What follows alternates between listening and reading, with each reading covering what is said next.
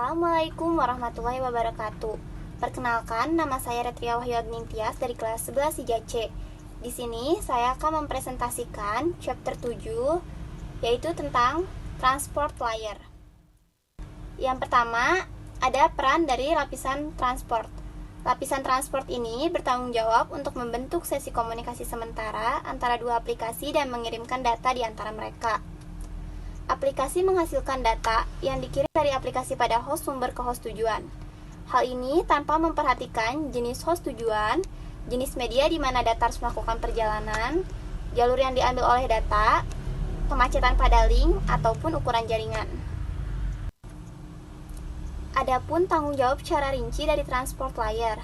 Yang pertama, tracking individual conversation. Pada lapisan transport, setiap set data yang mengalir antara aplikasi sumber dan tujuan dikenal sebagai conversation. Host mungkin memiliki beberapa aplikasi yang berkomunikasi di seluruh jaringan secara bersamaan. Hal tersebut merupakan tanggung jawab lapisan transport untuk memelihara dan melacak beberapa percakapan tersebut. Yang kedua, segmenting data and resembling segment. Data harus disiapkan untuk dikirim ke seluruh media dalam bentuk yang dapat dikelola. Protokol lapisan transport memiliki layanan yang mengelompokkan data aplikasi ke dalam blok yang ukurannya sesuai, termasuk layanan enkapsulasi serta header yang ditambahkan ke setiap blok data untuk melacak aliran data. Lalu yang ketiga yaitu identifying the application. Untuk meneruskan aliran data ke aplikasi yang tepat, lapisan transport harus mengidentifikasi aplikasi target dengan ditetapkannya pada setiap aplikasi identifier sebuah nomor port. Conversation multiplexing. Mengirim beberapa jenis data di seluruh jaringan dapat menguras bandwidth yang tersedia. Selain itu, bisa mencegah komunikasi lain terjadi pada saat yang bersamaan serta untuk melakukan pemulihan kesalahan dan pengiriman ulang data yang rusak pun menjadi sulit. Untuk mengidentifikasi setiap segmen data, lapisan transport menambahkan header yang berisi data biner yang disusun dalam beberapa field, yang memungkinkan berbagai protokol lapisan transport untuk melakukan fungsi yang berbeda dalam mengelola komunikasi data. Keadaan lapisan transport. Lapisan transport juga bertanggung jawab untuk mengelola persyaratan reliabilitas dari suatu percakapan. Aplikasi yang berbeda memiliki persyaratan keandalan transportasi yang berbeda. Nah, protokol transport ini akan menentukan cara mentransfer pesan antar host. TCP/IP menyediakan dua protokol lapisan transport, yaitu Transmission Control Protocol atau TCP dan User Datagram Protocol atau UDP. TCP ini dianggap sebagai protokol lapisan transport yang handal dan berfigur lengkap, yang memastikan bahwa semua data tiba di tempat tujuan. Namun, ini membutuhkan file tambahan di header TCP yang dapat meningkatkan ukuran paket dan meningkatkan penundaan.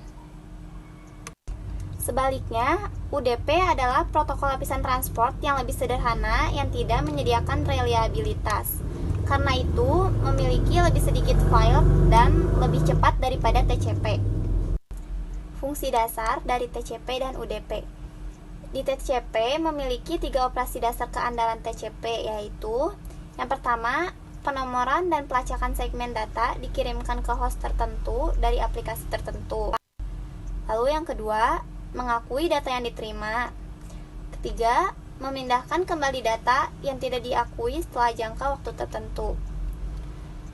Sedangkan UDP menyediakan fungsi dasar untuk mengirimkan segmen data antara aplikasi yang sesuai dengan sangat sedikit overhead dan pemeriksaan data. Dalam konteks jaringan UDP disebut protokol unreliable karena tidak ada pengakuan bahwa data diterima di tempat tujuan. Fitur TCP dan UDP. Ada beberapa fitur keandalan TCP antara lain Establishing a Session. TCP adalah protokol berorientasi koneksi, yang artinya protokol mampu menegosiasikan dan menetapkan koneksi permanen antara perangkat sumber dan tujuan sebelum meneruskan lalu lintas apapun. Yang kedua, Reliable Delivery. Dalam hal jaringan, protokol TCP akan selalu memastikan setiap segmen yang dikirimkan sumber tiba di tujuan. Yang ketiga, Some order delivery. Dikarenakan jaringan dapat menyediakan beberapa rute dengan tingkat transmisi yang berbeda, data dapat tiba dalam urutan yang salah. Dengan penomoran dan pengurutan segmen, TCP dapat memastikan segmen disusun kembali ke urutan yang benar. Lalu yang keempat, flow control. Host jaringan memiliki sumber daya yang terbatas. Ketika TCP menyadari bahwa sumber daya ini overcharge, maka TCP akan meminta aplikasi pengirim mengurangi laju aliran data. Flow control inilah yang dapat mencegah kebutuhan transmisi ulang data ketika sumber daya host penerima kewalahan. Fitur pada UDP. User Datagram Protokol ini dianggap sebagai protokol transport terbaik. UDP adalah protokol transport ringan yang menawarkan segmentasi data yang sama dan resembly sebagai TCP, tetapi tanpa kehandalan TCP dan kontrol aliran. Headers pada TCP dan UDP. TCP adalah protokol stateful, yang artinya TCP mampu melacak keadaan sesi komunikasi. Setiap segmen TCP memiliki 20 byte overhead di header yang dienkapsulasi dalam data lapisan aplikasi yang berisi source port, sequence number, header length, window size, region, checksum. Headers pada UDP. UDP adalah protokol stateless, yang berarti baik klien maupun server wajib untuk melacak keadaan sesi komunikasi. Potongan-potongan komunikasi dalam UDP disebut datagram. Datagram ini dikirim sebagai upaya terbaik oleh protokol lapisan transport. UDP memiliki overhead rendah yaitu 8 byte. Port numbers. Ada dua jenis number port yang ditetapkan untuk menjalankan komunikasi dengan jenis data yang berbeda secara bersamaan, yaitu source port dan destination port. Source port ini dihasilkan secara dinamis oleh perangkat pengirim untuk mengidentifikasi percakapan antara dua perangkat. Proses ini memungkinkan beberapa percakapan terjadi secara bersamaan. Merupakan hal yang umum bagi perangkat untuk mengirim beberapa permintaan layanan HTTP ke server web pada saat yang bersamaan. Setiap percakapan HTTP dilacak berdasarkan source port. Sedangkan pada destination port, klien menempatkan destination port ini di suatu segmen untuk memberitahu server tujuan layanan apa yang diminta. Sebagai contoh, ketika klien menentukan port 80 di port tujuan, server yang menerima pesan mengetahui bahwa layanan web sedang diminta. Sebuah server dapat menawarkan lebih dari satu layanan secara bersamaan. Socket pairs, sumber dan port tujuan ditempatkan di dalam segmen. Segmen tersebut kemudian dikemas dalam paket IP. Paket IP berisi alamat IP sumber dan tujuan. Kombinasi sumber alamat IP dan nomor port sumber atau alamat IP tujuan dan nomor port tujuan dikenal sebagai soket. Soket digunakan untuk mengidentifikasi server dan layanan yang diminta oleh klien.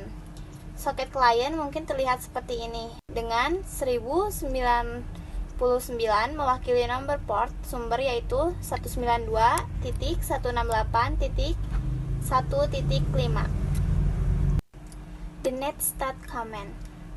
Koneksi TCP yang tidak dapat dijelaskan dapat menimbulkan ancaman keamanan besar. Mereka dapat menunjukkan bahwa sesuatu atau seseorang terhubung ke host lokal. Netstat adalah utilitas jaringan penting yang dapat digunakan untuk memverifikasi koneksi tersebut. Secara default, perintah netstat akan mencoba untuk menyelesaikan alamat IP ke nama domain dan nomor port ke aplikasi yang dikenal. Opsi min n dalam perintah netstat dapat digunakan untuk menampilkan alamat IP dan nomor port dalam bentuk numeriknya. TCP server proses. Setiap proses aplikasi yang berjalan di server dikonfigurasi untuk menggunakan nomor port, baik secara default atau manual oleh administrator sistem. Server individual tidak dapat memiliki dua layanan yang ditugaskan ke nomor port yang sama dalam layanan lapisan transport yang sama. Misalnya, host yang menjalankan aplikasi server web dan aplikasi transfer file tidak dapat dikonfigurasi untuk menggunakan port yang sama. TCP connection established. Dalam koneksi TCP, klien host menetapkan koneksi dengan server dengan menggunakan 3 langkah, yaitu langkah pertama, klien inisiasi dengan meminta sesi komunikasi client to server dengan server. Lalu angka kedua, server mengakui sesi komunikasi client to server dan meminta sesi komunikasi server to client. Langkah ketiga, klien inisiasi mengakui sesi komunikasi server to client. TCP Session Termination. Untuk menutup koneksi, tanda the finish harus diatur dalam header segmen.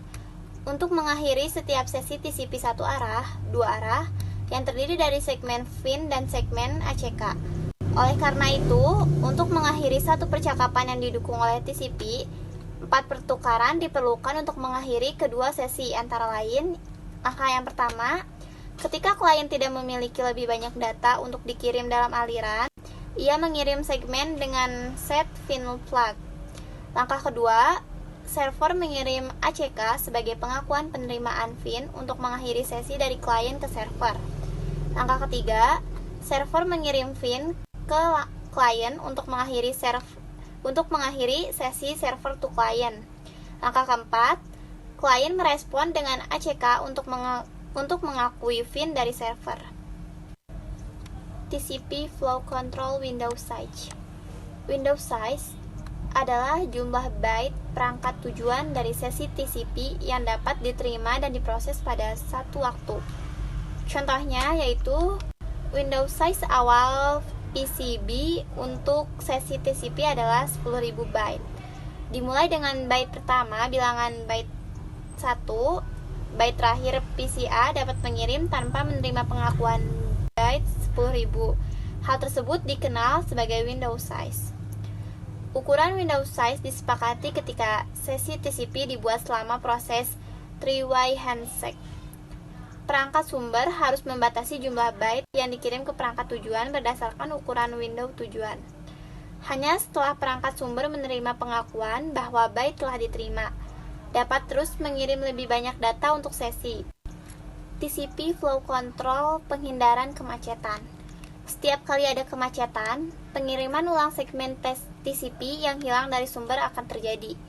Jika retransmisi tidak terkontrol dengan baik, pengiriman ulang tambahan dari segmen TCP dapat membuat kemacetan bahkan lebih buruk. Tidak hanya paket-paket baru, tetapi efek umpan balik dari segmen TCP dapat ditransmisikan kembali akan menambah kemacetan. Untuk menghindari dan mengendalikan kemacetan, TCP menggunakan beberapa mekanisme penanganan kemacetan, pengatur waktu, dan algoritma. Jika sumber menentukan bahwa segmen TCP entah tidak diakui atau tidak diakui secara tepat waktu, maka itu dapat mengurangi jumlah byte yang dikirimkan sebelum menerima pengakuan. Perhatian bahwa itu adalah sumber yang mengurangi jumlah byte yang tidak diakui dan bukan ukuran window yang ditentukan oleh tujuan. UDP Datagram Reassembly. Ketika datagram UDP dikirim ke tujuan, mereka sering mengambil jalur yang berbeda dan tiba dalam urutan yang salah. UDP tidak melacak nomor urut seperti yang dilakukan TCP. UDP tidak memiliki cara untuk menyusun kembali datagram ke dalam urutan transmisi yang benar. Oleh karena itu, UDP hanya menyusun kembali data dalam urutan yang diterima dan meneruskannya ke aplikasi. Jika urutan data penting untuk aplikasi harus mengidentifikasi urutan yang tepat dan menentukan bagaimana data harus diproses. UDP Server Process and Request. Aplikasi server berbasis UDP diberi nomor port yang dikenal atau terdaftar. Ketika aplikasi atau proses ini berjalan di server, tujuan akan menerima data yang dicocokkan dengan nomor port yang telah ditetapkan. Ketika UDP menerima datagram yang ditunjukkan untuk salah satu port tersebut, maka data aplikasi akan diteruskan ke aplikasi yang sesuai berdasarkan nomor portnya. UDP Client Process. Proses klien UDP secara dinamis memilih nomor port dari kisaran port sumber untuk percakapan. Port tujuan biasanya adalah nomor port yang dikenal atau terdaftar untuk proses server. Setelah klien memilih nomor port sumber dan tujuan, sepasang port yang sama digunakan di header dari semua datagram yang digunakan dalam transaksi. Untuk mengembalikan data ke klien dari server, nomor port sumber dan tujuan di header datagram akan dibalik. Application that use TCP. TCP adalah contoh dari lapisan protokol TCP/IP yang memiliki peran tertentu. TCP menangani semua tugas terkait dengan membagi aliran data menjadi segmen, menyediakan keandalan, mengontrol aliran data, dan penataan kembali segmen. TCP membebaskan aplikasi dari harus mengelola salah satu tugas tersebut. Aplikasi yang dapat mengirim aliran data ke lapisan transport dan menggunakan layanan TCP, contohnya HTTP, FTP, Telnet, dan SMTP. Application that use UDP. Ada 3 jenis aplikasi yang paling cocok untuk UDP, antara lain live video. Data menoleransi beberapa kehilangan data, tetapi memerlukan sedikit atau tanpa penundaan, contohnya live streaming video. Yang kedua, simple request. Aplikasi dengan transaksi sederhana di mana host mengirim permintaan dan mungkin tidak menerima balasan, contohnya DHCP. Ketiga, application that handle reliability themselves. Komunikasi searah di mana kontrol aliran, deteksi kesalahan, dan pemulihan kesalahan tidak diperlukan atau dapat ditangani oleh aplikasi, contohnya SNMP. Sekian yang dapat saya sampaikan. Mohon maaf apabila ada kesalahan. Wassalamualaikum warahmatullahi wabarakatuh.